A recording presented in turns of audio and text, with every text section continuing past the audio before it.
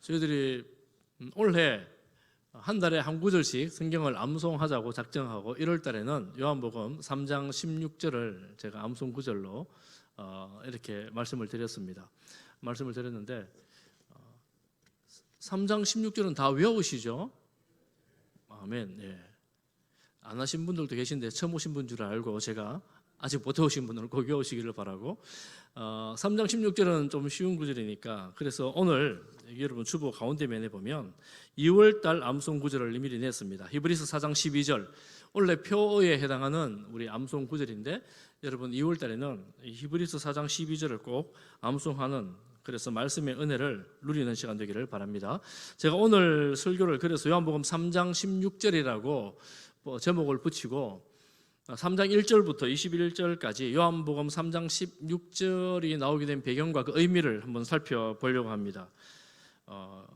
알아야 되지 않겠습니까? 외우기만 하고 그 의미를 모르면, 배경을 모르면 좀 그렇잖아요. 그래서 요한복음 3장 16절을 오늘 좀 더 집중적으로 좀 살펴보려고 하는데 먼저 배경을 한번 살펴보겠습니다. 배경을 살펴보기 전에 다 외우셨으니까 우리 다 같이 한번 외워보겠습니다. 요한복음 3장 16절 같이 한번 외워보겠습니다. 처음에 뭐예요? 오, 대단하십니다. 그럼 같이 한번 보겠습니다. 시작. 하나님이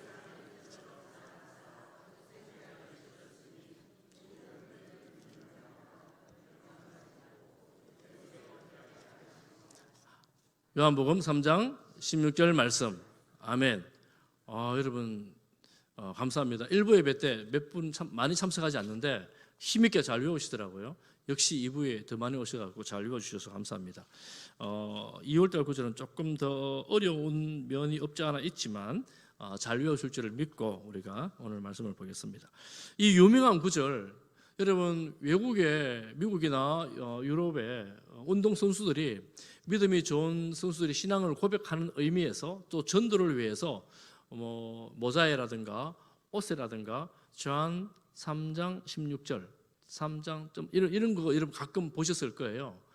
그러니까 이 요한복음 3장 16절 말씀은 내가 예수님을 믿습니다. 여러분도 예수님 믿으세요라는 강력한 메시지로 지금 전 세계적으로 사용하고 있는 구절이에요. 가장 복음을 잘 설명하고 있는 그런 구절이기도 합니다.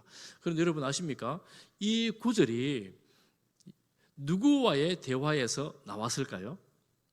예수님이 어떤 사람과 이야기하면서 이 말씀을 하셨을까요? 성경을 이제 많이 아시네요, 보니까. 오늘 이제 그 배경을 먼저 살펴봅니다. 오늘 3장 1절에 보면 니고데모라는 사람이 나옵니다.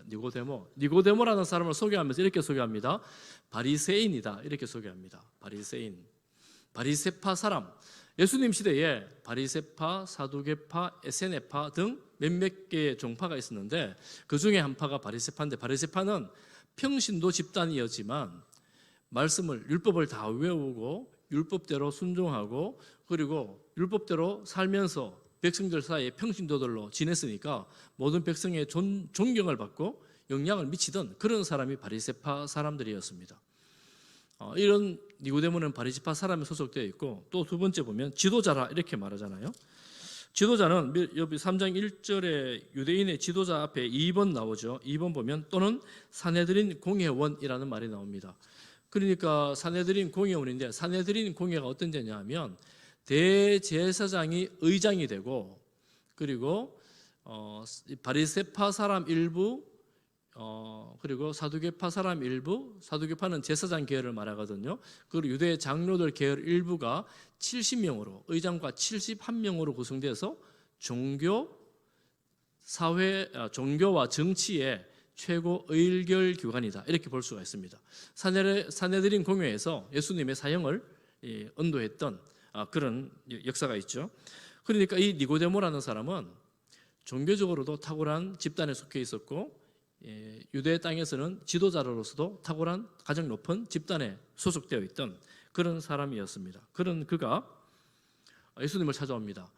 여러분 우리 옛날에 그 성서 영화를 보면 예수님 시대 영화를 보면 왜 뭐 큰 모자를 쓰고 수염을 이렇게 기르고 복식을 옷을 이렇게 거창하게 입고 나오는 사람들 가끔 나오잖아요. 그런 사람들이 이 사내들인에 속한 그런 사람들이었습니다. 의식이 굉장히 중요한 사람들이었죠. 그런데 이 밤에 찾아오면서 그렇게 오지는 않았겠죠. 밤에 찾아오면서는 아마 평민의 복장을 입고 어두운데 남들 몰래 들키지 않기 위해서 조용히 예수님을 찾아온 겁니다. 그 당시에 예수님을 찾아왔던 사람들은 한결같은 목적이 있었습니다. 그게 뭐냐 하면 내 병을 고쳐주세요, 이겁니다. 내 문제를 해결해 주세요, 이겁니다. 그런데 이 니고데모가 예수님을 찾아온 목적은 그게 아닙니다. 예수님께 와서 하는 말이 뭐냐 하면 2절에 보니까 랍비여, 우리가 당신은 하나님께로부터 오신 선생인 줄 아나이다. 하나님이 함께 하시지 아니하시면 당신이 행하시는 이 표적을 아무도 할 수 없습니다, 이렇게 말합니다. 그러니까 이 지금 니고데모가 밤에 예수님께 와서 당신이 하나님께로부터 온 사람 같은데, 이 말은 선지자입니까? 아니면 혹시 메시아입니까? 당신이 했던 이 많은 표적을 보니까 우리와는 다른 종류의 사람입니다, 이렇게 말을 하는 거예요.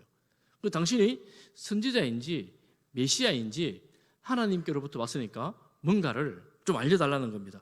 그러니까 밤에 몰래 와서 굉장한 호기심과 굉장한 추구를 가지고 예수님께 나온 거예요. 지도자가 이렇게 젊은 청년에게 나온다는 것은 쉽지 않은 그런 일일 텐데 그렇게 나왔습니다. 그런데 그렇게 나왔는데 예수님이 뭐라고 대답하시느냐 하면 3절에 보니까 진실로 진실로 너희에게 이른다, 이렇게 말하죠. 여러분, 진실로 진실로라는 말 원어의 의미는 아멘 아멘 이겁니다. 우리가 예수님의 이름으로 기도합니다 하면 뭐합니까? 아멘 하잖아요. 그 아멘이에요. 그 아멘. 아멘의 원래 뜻은 진실로, 이런 뜻입니다. 진실로. 그러면 우리가 기도할 때 아멘 그러는 것은 진실로 그렇게 되기를 바랍니다, 이런 의미가 있죠. 진실로 아멘 아멘. 예수님은 이렇게 정말 간절한 추구를 가지고 온 유대인의 이 지도자에게 진정을 가지고 대답을 합니다. 오늘 대답은 계속 예수님은 이 진실됨으로 진정성을 가지고 만나는 모습을 볼 수가 있습니다. 예수님의 대답이 조금 다른 것 같아요. 예수님 대답하십니다. 사람이 거듭나지 아니하면 하나님의 나라를 볼 수 없느니라. 당신은 하나님께로부터 온 사람입니다라고 말을 하는데 예수님은 하나님께로 갈 수 있는 사람은 거듭난 사람이어야 한다, 이렇게 말합니다. 그러니까 약간 질문의 각도가 어긋나는 것 같잖아요. 그런데 사실은 이 요한복음을 보면 이런 내용이 참 많이 있거든요. 그런데 내용을 쭉 전체적으로 보면 이 찾아온 사람의 깊은 의도와 예수님의 말씀은 빗나가지 않고 오히려 그 사람이 진짜 궁금해하고 그 사람이 진짜 추구하는 것을 예수님이 간파하고 그 내용으로 바로 들어가시는 거예요. 그러니까 예수님의 주제는 하나님의 나라입니다. 하나님의 나라. 성경의 전체 주제가 하나님의 나라라고 말씀할 수 있어요. 예수님은 이렇게 찾아온 추구를 가지고 찾아온 진리에 대한 추구를 가지고 찾아온 사람에게 네가 하나님 나라에 들어가려고 한다면 거듭나야 한다, 이렇게 말하는 거예요. 거듭나야 한다. 여러분, 어떻게 거듭나요? 거듭나야 된다는 말은 우리 사실은 일상적으로 사용하는 용어이긴 하지만 우리는 약간 고상하게 생각할 텐데 이 니고데모는 아주 현실적으로 생각합니다. 거듭나야 된다고요? 그러면 나이 많은 사람이 어머니 뱃속에 들어가서 어떻게 날 수 있단 말입니까? 이렇게 질문하는 거예요. 우리 세상 속에는 잘 사용하지 않는 단어죠. 사실은 중생, 거듭남 뭐 이런 표현들입니다. 니고데모의 질문을 보면 오늘날 우리가 생각하면 약간 유치해요. 아니 그 선생님이 배우러 왔으면 뭐 어머니 뱃속에 들어가야 되는데 그건 말이 아니잖아, 상식적으로 생각해봐라, 이런 건 아니잖아라고 생각할 수가 있는데 니고데모는 자기가 느끼는 그대로 아는 그대로 아이처럼 질문하는 거예요. 어떻게 다시 태어나요? 이렇게 질문하는 거예요. 여러분, 진리는 사실은 별로 복잡하지 않습니다. 진리는 어떤 면에서 굉장히 단순합니다. 그런데 여러분, 성경을 보고 요한복음 보면 되게 어려운 면이 많이 있잖아요. 우리가 왜 이렇게 어렵고 복잡할까? 왜 이렇게 이해하기가 힘들까? 이제 그렇게 느끼잖아요. 왜 그렇게 느낄까요? 진리가 이토록 어려운가? 일반인들은 이 성경을 읽어서 진리에 도달할 수 없단 말인가? 어려울까요? 사실은 왜 어려울까 생각을 조금 해보면 제가 이제 신학을 하고 또 성경을 책을 보고 공부하면서도 왜 이렇게 어렵게 설명하나 가끔 말씀드리지만 성경 읽는 것보다 설교가 더 어려울 때가 있어요. 이런 식으로 꼭 해야 되는가? 이런 생각을 하면서 이유를 생각해 보니까 내가 어떻게 하면 이 성경에서 말하는 날 것 같은 이런 선명한 진리를 피해갈 수 있을까? 어떻게 하면 내가 좀 이렇게 좀 순화시켜 가지고 내게 좀 편하게 하면 좋겠다라는 의도가 있는 거예요.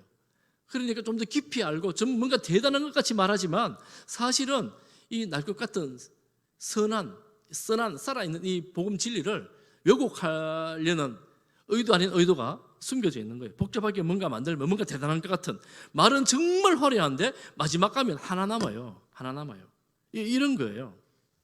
단순하다는 거예요. 예수님 말씀하시죠. 물과 성령으로 거듭나야 한다. 이렇게 말씀하십니다. 물과 성령으로.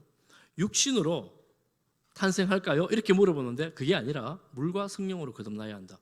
물과 성령이라는 말은 사실은 신학적으로 논의가 있는 말이지만 물은 요한복음에서 거의 대부분 성령을 말합니다. 성령. 그러면 성령으로 거듭나야 된다 이런 의미인데 이런 반복은 강조를 말해요. 예수님은 성령으로 거듭나야 한다라는 것을 아주 맹렬하게 강조를 하고 있는 거예요. 강하게 강조를 하고 있는 겁니다. 왜 이 강조를 할까요? 이어지는 구절에도 육으로 난 육체, 어머니 뱃속에 난 육체는 육이고 성령으로, 영으로 난 것은 영이다 이렇게 말합니다. 여러분 그러면 질문이 생기잖아요. 예수님이 성령으로 나야 되는 걸 엄청 강조한다면 성령으로 난 것은 무엇을 말할까요? 여러분은 성령으로 나셨습니까? 잘 모르겠지요. 오늘 제가 이제 그래서 그 비밀을 풀어드리는 거예요. 말씀을 통해 가지고 성령으로는 어떻게 나는 게 성령으로 나는 건가? 성령으로 난 결과는 뭔가? 이런 게 오늘 말씀에 나오는 거예요. 성령으로 난 게 뭔가? 한 가지 여러분 생각해야 될 게 있습니다. 우리는 전부 다 육신으로 태어났었어요. 여러분 다 육으로 태어났잖아요. 이 자리에 살아 계신 거예요. 육신의 생명이 있습니다. 그런데 우리 중에는 육신의 생명을 다 가지고 있는데 영의 생명은 없는 사람이 혹 있는지 모르겠어요. 그러니까 육신의 생명은 우리 모든 인류가 다 가지고 있지만 영적인 생명, 영으로 난다 그러잖아요. 이 성령으로 나지 않은 사람도 있을 수 있다는 거예요. 그러면 성령으로 난 사람 중에서는 모두가 육신으로 태어나지만 육신으로 태어났다고 해서 모두가 성령으로 난 사람은 아니다라는 겁니다. 자, 여러분 그러면 나는 육신으로 태어났으니까 나는 성령으로 태어났는가를 오늘 말씀을 통해서 한번 보자는 겁니다. 여러분 어떻습니까? 성령으로 태어난 것 같습니까? 잘 모르겠습니까? 한번 봅시다. 그러면 이렇게 말합니다. 여러분 오늘 성경에 읽지는 않았는데 한번 보십시오. 3장에 보면 8절을 같이 한번 읽어보겠습니다. 시작. 바람이 임의로 불매 내가 그 소리는 들어도 어디서 와서 어디로 가는지 알지 못하나니 성령으로 난 사람도 다 그러하니라. 자, 바람이 이렇게 불면 느끼잖아요. 바람을 소리도 듣습니다. 그리고 나뭇잎이 흔들리는 것을 보면서 아 바람이 불고 있구나 알 수 있어요. 그런데 어디서 오는지를 잘 몰라요. 어디서 오는지를 잘 모른다고 해서 바람이 불지 않는다 이렇게 말할 수 없잖아요. 이 말은 성령으로 난 사람이 이렇다는 건데 성령으로 난 사람은 내가 어떻게 이렇게 되는지는 모르지만 바람이 부는 흔적처럼 성령의 흔적이 있다는 거예요. 성령으로 난 사람들은 흔적이 있습니다. 자, 그럼 흔적이 무엇인가를 보는데 예수님은 이 흔적으로 가는 길, 성령으로 가는 길에 대해서 먼저 말씀합니다. 이 본문의 주제가 넘어가는데요. 9절부터 15절 말씀해 보면 하나님 나라의 백성이 누구인가? 어떻게 하나님 나라의 백성이 되는가에 대해서 이제 말씀을 합니다. 그 말씀을 하시면서 진리의 추구가 되게 많았던 이 니고데모에게 그가 알고 있던 구약의 사건을 예로 들어 설명합니다. 예수님 아주 어렵게 말씀해요. 어떻게 말씀하시느냐 하면 내가 하늘에 있으면서 보고 들은 것을 내가 지금 너희들에게 말하는데 땅에 있는 것을 말해도 믿지 않는 너희들이 하늘에 있는 것을 보고 말하는데 어떻게 믿겠느냐? 여러분 엄청 어렵잖아요. 그런데 액면 그대로 보면 어렵지 않아요. 예수님은 하늘에서 오셨어요. 하늘에 오셨기 때문에 하늘에 있는 것을 보셨어요. 들으셨어요. 그러니까 하늘에 있는 것을 말하는 거예요. 그런데 땅의 사람들은 하늘을 경험해보지 못했어요. 그런 예수님의 말을 도무지 이해를 할 수가 없는 거예요. 단순하게 믿으면 쉬운데 그게 사실일까 아닐까 생각하면 막 복잡해지는 거죠. 우리는 예수님이 하늘에서 오셨다는 것을 믿고 믿음으로 보면 이 말이 진리구나라는 것을 알고 쉽게 접근할 수가 있습니다. 그래서 예수님은 이 유대인들이 잘 알았던 사건 하나, 민수기에 나오는 사건 하나를 가지고 설명하는데요. 14절에 보면 모세가 광야에서 뱀을 든 것 같이 인자도 들려야 하리니 이렇게 설명하는 거예요. 민수기 21장 4절에서 9절 말씀에 보면 출애굽한 이스라엘 백성들이 광야의 여정에 대해서 나옵니다. 백성이 호로산에서 출발하여 홍해 길로 따라 에돔 땅을 우회하려 하였다가 광야 길로 말미암아 백성의 마음이 상한지라. 21장 5절을 보면 마음이 상해서 백성들이 하나님과 모세를 향하여 원망하되 어찌하여 우리를 애굽에서 인도하였네요. 이 광야에서 죽게 하는가. 이렇게 원망을 합니다. 여러분, 광야에 나온 백성들이 먹을 게 떨어졌어요. 그래서 하나님께서 무엇을 주십니까? 먹으라고? 만나를 주시죠. 만나. 감사합니다. 대답해 주셔서 만나를 주시는데 오늘 말씀에 보면 21장 5절에 보면 이 하찮은 음식을 싫어하노라. 먹을 것도 없고 마실 물도 없구나. 이렇게 말합니다. 여러분들이 이 광야에 나온 이스라엘 백성이라고 한번 생각해 보십시오. 여러분, 탁월한 지도자는 오늘날 이렇게 말합니다. 예측 가능한 상황을 시스템적으로 만들고 그리고 미래를 예견해서 미리 준비하는 사람을 탁월한 지도자들이라고 말합니다. 예측 가능하지 못한 상황을 굉장히 혼란스럽고 어렵고 지도자가 그러면 무능한 지도자가 되어집니다. 그런데 광야에 나온 백성들, 여러분 예측 가능했죠? 무엇을 예측 가능할 수 있습니까? 이 광야 길로 가다가 죽겠다. 만나만 먹는데 만나만 먹고 어떻게 사나. 그래서 불평이 많은데 이 출애굽한 사람들의 목적지는 분명했습니다. 가나안 땅이었습니다. 이 사람은 알아요. 이 길로 쭉 가서 에돔을 관통해서 들어가면 이 가나안 땅이구나 알고 있는데 갑자기 경로를 바꾸는 거예요. 우회하는 경로로. 그러니까 얼마나 속이 상하겠어요. 이 광야길에 우리가 어떻게 가라고. 지금 매일매일 만나가 떨어지는데 이 만나는 하루치 양식이에요. 하루치 양식. 매일매일 아침에 가서 만나 주워서 먹으면 그 하루에 끝나니 내일 또 주워야 돼요. 싫은 거예요. 매일 만나 구워도 먹고 삶아도 먹고 말려도 먹고 했는데 싫은 거예요. 만나만 먹고 어떻게 사나. 광야에서 우리를 죽이려고 하느냐. 이렇게 하나님과 모세를 원망했다. 이렇게 말합니다. 요즘의 관점에서 보면 모세는 탁월한 지도자가 아닙니다. 예측 가능하지도 않았고 또 위기 대처 능력도 굉장히 떨어지는 그런 지도자라고 할 수가 있습니다. 그런데 이 광야의 고난은 하나님께서 하나님의 백성을 만드는 과정입니다. 이 과정에 대해서는 다시 한번 나중에 기회가 있으면 설명을 드리겠습니다. 그때 하나님께서 원망을 들으시고 어떻게 합니까? 여러분 성경을 한번 보십시오. 21장 6절을 같이 한번 보겠습니다. 시작. 여호와께서 불뱀들을 백성 중에 보내어 백성을 물게 하심으로 이스라엘 백성 중에 갑자기 사막 광야에서 시커먼 뱀들, 여러분 동물의 왕국 보셨죠? 굵은 뱀들이 나와서 막 무는 거예요. 여러분 끔찍하지 않습니까? 잡을 수도 없어요. 그 많은 뱀들이 나와서 막 물을 가니까 어떤 사람은 소리 지르고 비명 지르고 죽어나가기 시작하는데 많이 죽어나가는 거예요. 떨어지는 거예요. 이러니까 비로소 백성들이 우리가 하나님께 당신께 범죄했습니다. 원망함으로 범죄했습니다. 여러분 원망하는 거 조심하셔야 돼요. 이렇게 말하면서 하나님께 기도해서 뱀들 좀 쫓아주세요. 이렇게 요청하는 거예요. 그래서 모세가 하나님께 기도합니다. 하나님께 기도하니까 하나님이 뭐라고 말씀하시냐면 21장 8절 여호와께서 모세에게 이르시되 불뱀을 만들어 장대 위에 매달아 물린 자마다 그것을 보면 살리라. 그래서 모세가 어떻게 합니까? 9절 21장 9절 다 같이 보겠습니다.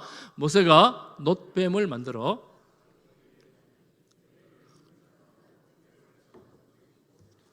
놋으로 뱀을 만들었어요. 그래서 장대 위에 높이 달았습니다. 근데 그걸 보는 사람 다 살아나는 거예요. 헐, 말이 됩니까? 어찌 이런 일이 일어난 거예요? 예수님 그렇게 말씀하십니다. 인자가 모세가 광야에서 뱀을 든 것 같이 인자도 들려야 하리니 이는 그를 믿는 자마다 영생을 얻게 하려 하심이라. 예수님이 아직은 아닌데 높이 들릴 텐데, 여러분 십자가 사건을 말하죠. 높이 들려 죽을 텐데 그 십자가에 달린 예수님을 바라보는 자는 영생을 얻게 된다, 이렇게 말합니다. 영생을 얻게 된다. 그렇다면 영적인 생명, 영원한 생명은 십자가에 달린 예수님을 바라보는 사람, 믿는 사람이 얻게 되는 것이구나라고 우리가 깨달을 수 있습니다. 예수님 그렇게 말씀하셨잖아요. 그러면서 그 유명한 3장 16절 말씀을 우리에게 하십니다. 여러분 16절 말씀을 다시 한번 읽어 외워보겠습니다. 시작. 하나님이 세상을 이처럼 사랑하사 독생자를 주셨으니 이는 그를 믿는 자마다 멸망하지 않고 영생을 얻게 하려 하심이라. 여러분 이것이 바로 예수님께서 이 세상에 오신 이유입니다. 하나님이 세상을 정말 사랑하셨어요. 그래서 이 독생자 예수님을 높이 드셔서 인류의 죄를 대신하여 죽이시고 또 부활시키심으로 믿는 자를 구원하십니다.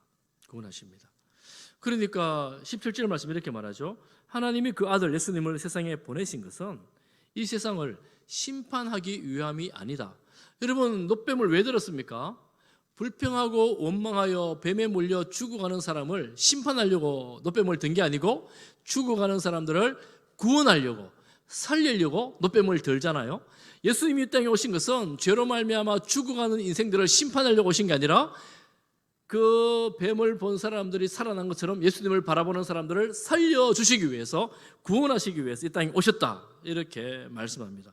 여러분 하나님은 세상을 사랑하실 뿐만 아니라 하나님은 이 세상을 구원하시기를 기뻐하십니다. 하나님은 이 세상을 구원하시기 위해서, 당신의 자녀들을 구원하시기 위해서 이 땅에 오셨습니다. 아들을 보내시고 아들이 이 땅에 오셨어요. 여러분 이렇게 구원을 받게 되면 영생, 구원은 하나님을 아버지라 부르면서 아버지께로 가까이 나아가는 길이 열리게 된 것입니다. 그 길이 바로 예수님이 되신 거예요. 구원의 길, 영생의 길이 예수님인 것입니다. 예수님께서 내가 길이다, 진리다, 생명이다, 이렇게 말씀하시잖아요. 그러니 이 땅에 있는 고통과 아픔과 절망, 죽음을 극복하여 생명을 주는 것이 바로 예수님이십니다. 그 길이 예수님이십니다. 그렇다면 예수님이 이 땅에 오신 이유는 죽으시기 위해서, 십자가에 달리시기 위해서 인간으로 이 땅에 오셨다, 이렇게 말씀할 수 있습니다. 이렇게 이 길밖에 구원의 길이 없기 때문에 그렇게 하기 위해서 이 땅에 오셨다, 이 말씀입니다.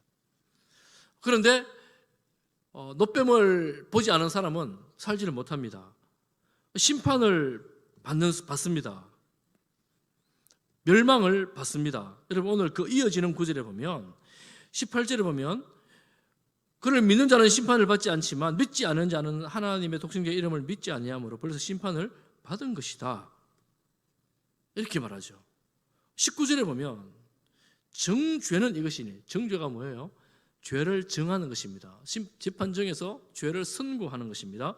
정죄는 이것이니 빛이 세상에 왔으되 사람들의 행위가 악함으로 빛보다 어두움을 더 사랑한 것이다, 이렇게 말합니다. 그러면 여러분 죄, 우리가 마지막 심판대에서 너는 죄인이야, 이렇게 정죄를 받는 사람의 죄가 뭐냐 하면 뭐예요? 오늘 본문의 말씀으로 보면 십자가에 달린 예수님을 믿지 않는 거예요. 이게 죄가 되는 거예요. 하나님이 너무 그거 안 믿었다고 영생 받지 못하고 지옥으로 보내버리고 하나님 너무하신 거 아닌가? 이런 생각 들 수가 있죠. 그런데 여러분 이미 광야의 이 비유를 보면 불뱀에 물려 죽어가는 사람들이 노뱀을 보지 않으면 죽어요. 십자가에 달린 예수님을 보지 않으면 다 죽습니다. 멸망을 받습니다. 이것이 바로 기독교의 진리입니다. 기독교 신앙의 가장 중요한 핵심이기도 합니다. 바라보는 사람은 살아나고 구원을 받고 바라보지 않는 사람은 죽게 된다 하는 것이죠. 그러니 요한복음 3장 16절이 이렇게 중요한 구절이 된 거예요. 구원만 아니라 멸망이 있는 인생입니다. 여러분 그래서 너무 단순해요. 구원의 길이 뭐예요? 십자가에 달리신 예수님을 믿는 거예요. 여러분 정말 단순하지 않습니까? 너무 단순해서 쉬워서 못 믿겠대요, 사람들이. 십자가에 달린 예수님이 나의 죄를 위해서 죽으셨다라는 사실을 믿는 겁니다. 그리고 믿지 않아 멸망당하는 사람들은 오늘 어떻게 설명하느냐 하면 이렇게 설명합니다. 요한복음 1장에서는 예수님을 빛이라고 설명하는데 19절에 보면 정죄가 이거래요. 빛이 세상에 왔으되 사람들이 자기 행위가 악함으로 빛보다 어두움을 더 사랑한다는 것입니다. 어둠을 사랑하면 어떻게 돼요? 이 어둠을 사랑한다는 것은 악에 거한다는 것인데 악을 행하는 사람들은 빛을 미워합니다. 빛을 미워하다 보니까 빛으로 나오지 않습니다. 왜냐하면 어둠이 드러나기 때문에. 여러분 이렇게 말씀할 수 있습니다. 여러분 혹시 보셨는지 모르겠어요. 옛날에 시골에 가면 시골의 버스 정류장 이런 데 보면 현상수배 전단 이런 거 혹시 보셨습니까? 그래서 이 사람은 거주지 고향 어디 얼굴 딱 걸어놓고 뭐 신고하면 얼마 이렇게 해가지고 금고 이렇게 딱 적혀 있는 거 여러분 이거 보셨어요?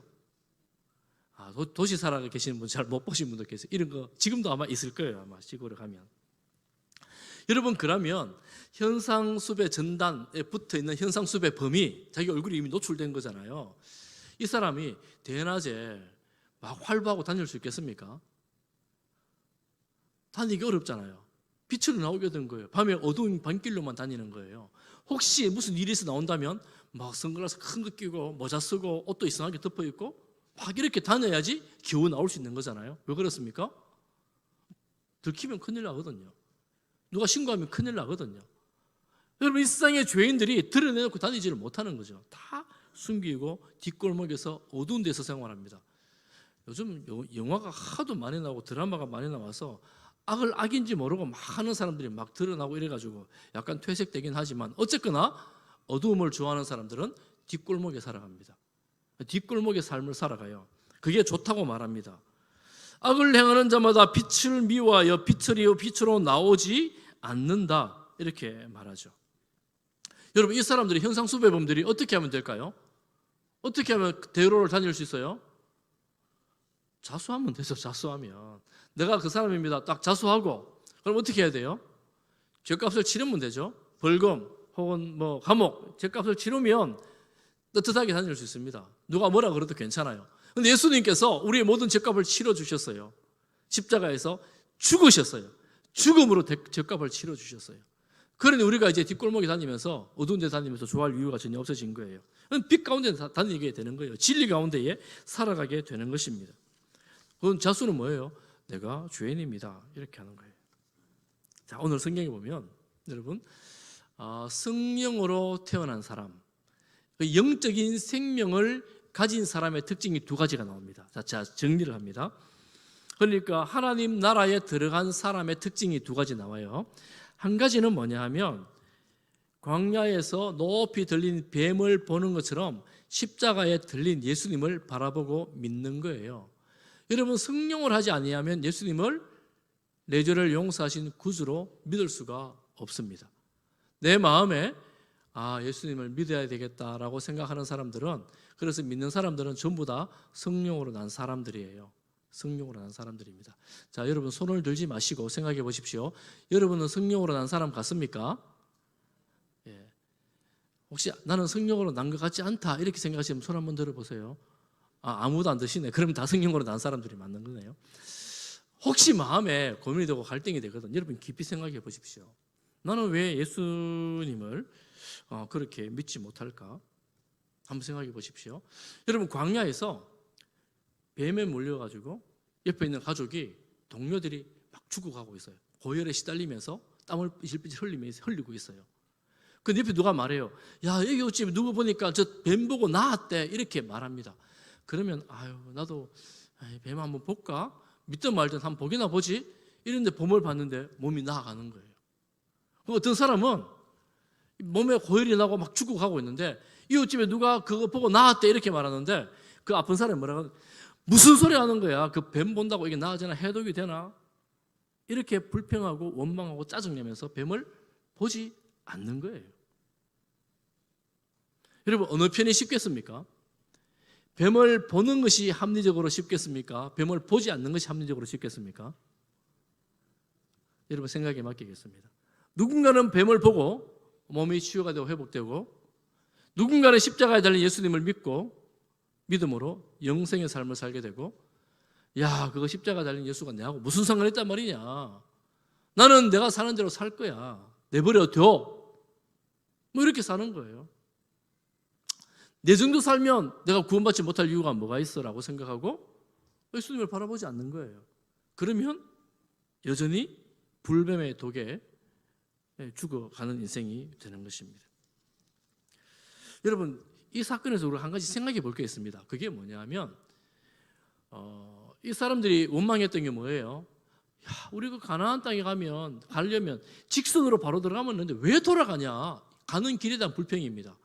그럼 맨날 먹는 이 음식 만나에 대한 원망이었어요. 맨날 똑같은 거 먹으라는데 더 이상 못 먹겠다는 거예요. 여러분, 물리잖아요. 여러분, 아무리 맛있는 스테이크라도 맨날 스테이크만 먹으라면 여러분 먹겠습니까? 야, 더 이상 물리 안 되겠다. 된장찌개, 김치찌개 가져와라. 그럴 거 아니에요. 만나 먹는 사람들이 얼마나 물리겠어요.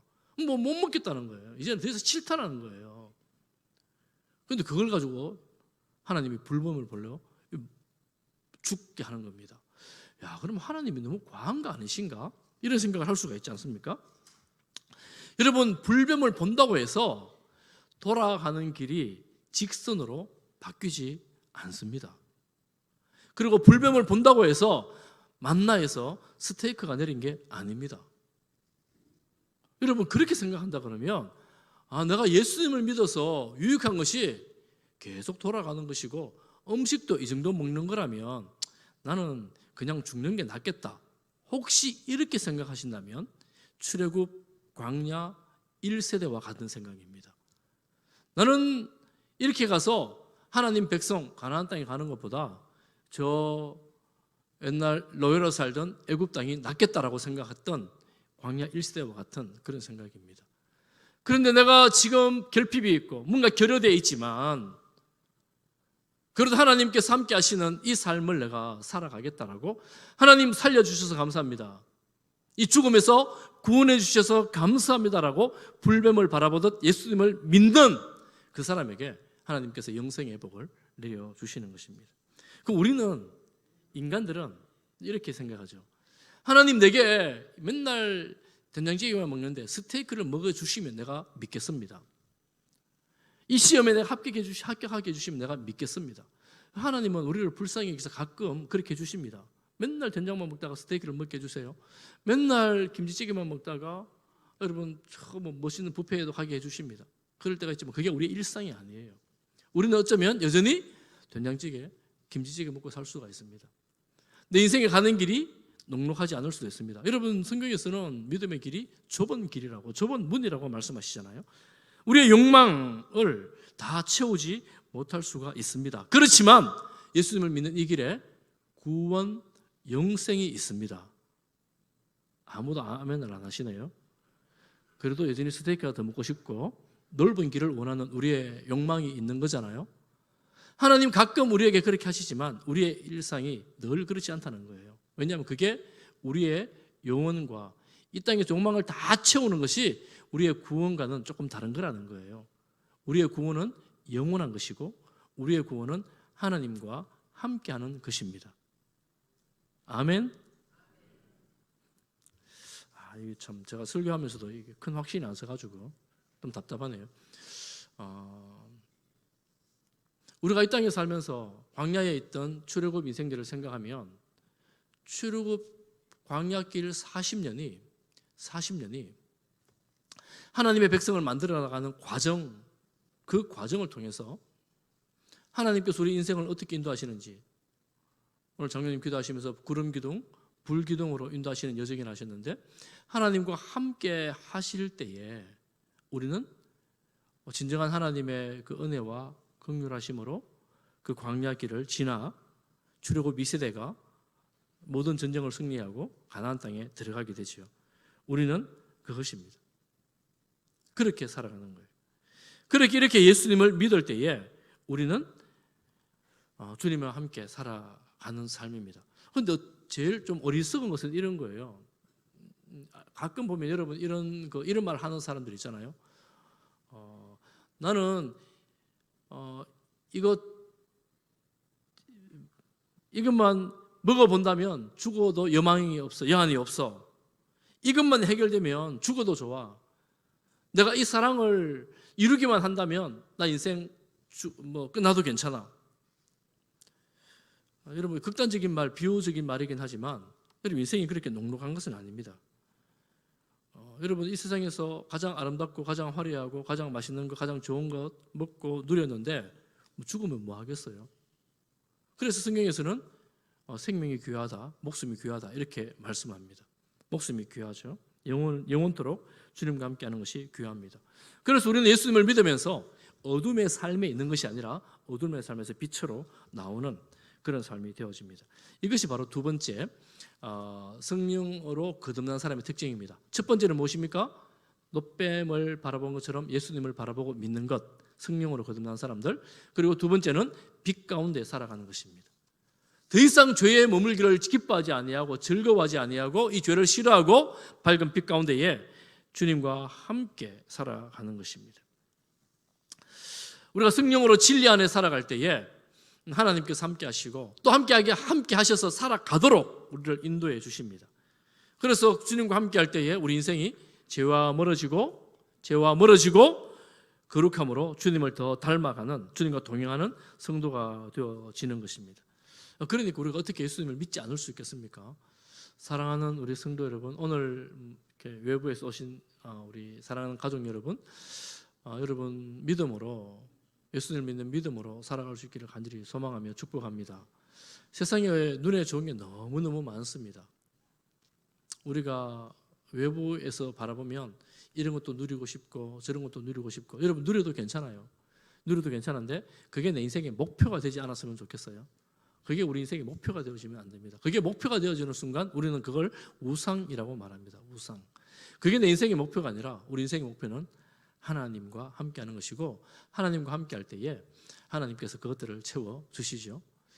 누가 유명한 말을 했어요. 내 인생의 목표를 세상적인 것에 둘 때 세상을 얻을 수 있으나 하나님을 잃어버릴 것이고, 내 인생의 목표를 하나님께 둘 때 하나님도 얻고 그것도 얻을 것이다. 이렇게 누가 유명한 말을 했습니다.